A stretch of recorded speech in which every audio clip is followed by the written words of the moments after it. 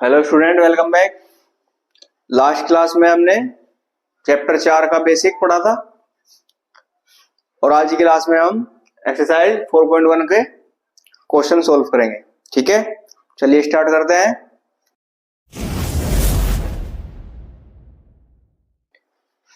पहला क्वेश्चन है हमारा, एक नोटबुक की कीमत एक कलम की कीमत से 2 गुनी है। ठीक है, इस कथन को निरूपित करने के लिए 2 चरों वाला एक रैखिक समीकरण लिखिए।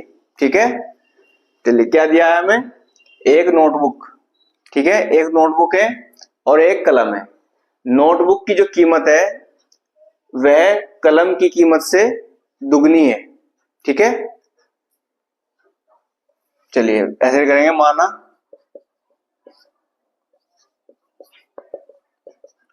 माना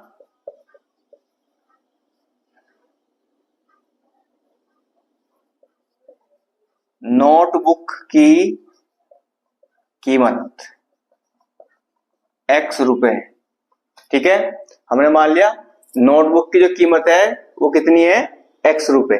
ठीक है, उसी प्रकार माना कलम की कीमत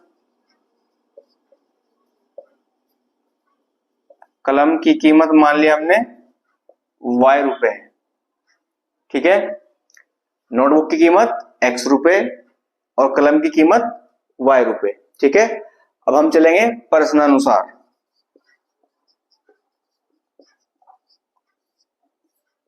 प्रश्नानुसार क्या कहा है कि जो नोटबुक की कीमत है कलम की कीमत से दुगनी है। ठीक है, तो कैसे होगा, नोटबुक की कीमत और बराबर 2 गुना कलम की कीमत। ठीक है, x जो नोटबुक की जो कीमत है वो कलम की कीमत से दुगनी है। ठीक है, तो यानी कि x बराबर क्या रखेंगे, 2 गुना y। ठीक है, चलिए अब हमें बनाना क्या है, इसका 2 चर वाला रैखिक समीकरण। x बराबर 2 की मल्टीप्लाई y करेंगे तो क्या हो जाएगा, 2y। ठीक है, अब इसको उठा के चले जाएंगे तो हो जाएगा x, 2y यहां प्लस का, इधर जाके माइनस का 2y बराबर क्या बच गया, 0।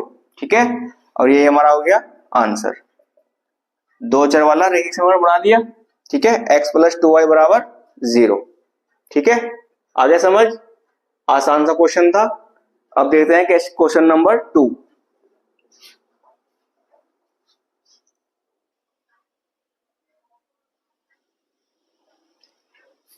चलिए अब क्वेश्चन नंबर 2 देखते हैं। क्वेश्चन नंबर 2 है हमारा, निम्नलिखित रैखिक समीकरणों को ax plus by plus c बराबर 0 के रूप में व्यक्त कीजिए और प्रत्येक स्थिति में a, b और c के मान बताइए। ठीक है, जो समीकरण दी हुई है पहले इसको ax plus by plus c बराबर 0 की फॉर्म में लिखेंगे और उसके बाद a, b और c के मान निकाल देंगे। ठीक है, चलिए स्टार्ट करते हैं।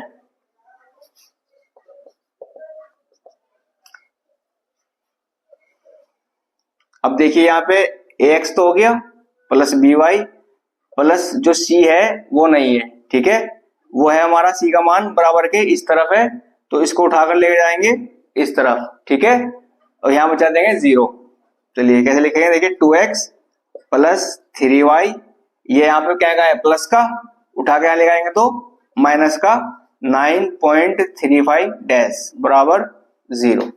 क्लियर, अब हो गया हमारा ax plus by plus c बराबर 0 के रूप का। ठीक है, अब देखिए यहां से a के, b के और c के मान निकाल देंगे। ये जो हमारा डैश लगा हुआ है 5 के ऊपर, इसका मतलब सिर्फ इतना है कि जो 9 पॉइंट के बाद 3 है, जैसे 9.3 और ये 5 जो है बार बार आता जाएगा। ठीक है, इस डैश का मतलब सिर्फ इतना है। ठीक है, लेकिन यहाँ पे से कोई यूज नहीं है तो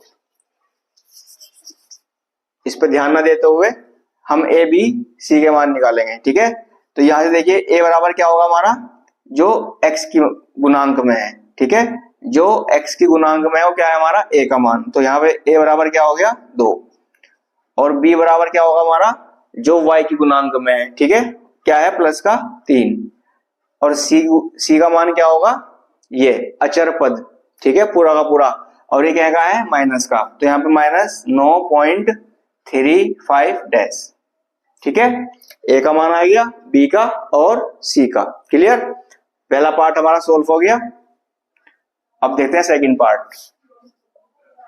सेकंड पार्ट में x माइनस वाई बटा 5 माइनस 10 बराबर 0, ये already ax plus B Y plus C की फॉर्म में लिखा हुआ है, तो कोई संख्या उठा के इधर से इधर लाने की जरूरत नहीं है, यहीं के यहीं से a का, b का और c का मान निकाल देंगे।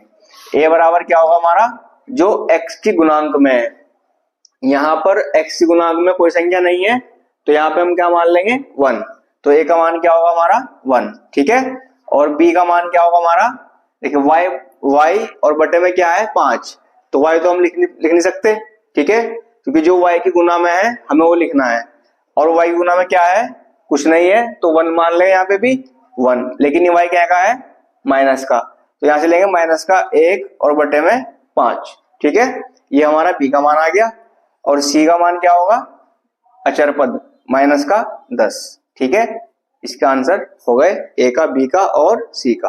अब देखते हैं थर्ड पार्ट। थर्ड पार्ट में 6 इधर लिखा हुआ है, इसको उठाकर इधर लेके जाएंगे तो हो जाएगा माइनस का 2x प्लस का 3y, ऐसे कैसे ही, और इधर जाकर हो जाएगा प्लस का है, यहाँ पर आके माइनस का 6 और बराबर 0, ठीक है। अब ये आ गया जनरल फॉर्म में ax plus by plus c बराबर 0 के रूप का। अब यहाँ से a का, b का और c का मान निकाल देंगे। चलिए, a बराबर क्या होगा हमारा, जो x की गुणांक में है तो क्या है, माइनस का 2, और b बराबर जो y की गुणांक में है प्लस का 3, तो 3 लिख देंगे, ठीक है, और c का मान क्या है हमारा, जो हमारा अचर पद होगा वो है माइनस का 6, और ये हो गए हमारे आंसर। आई होप कि आपको अच्छे समझ में आ गया होगा, आप अच्छे से प्रैक्टिस कीजिए। मिलते हैं नेक्स्ट क्लास में बचे हुए क्वेश्चन के 2-4 पार्ट हो रहे हैं उनके साथ। Thank you.